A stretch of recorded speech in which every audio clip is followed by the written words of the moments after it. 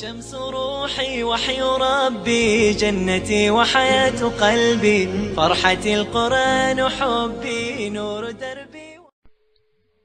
عن أم المؤمنين أم عبد الله عائشة رضي الله عنها قالت: قال رسول الله صلى الله عليه وسلم: من أحدث في أمرنا هذا ما ليس منه فهو رد. رواه البخاري ومسلم. وفي رواية لمسلم: من عمل عملا ليس عليه أمرنا فهو رد.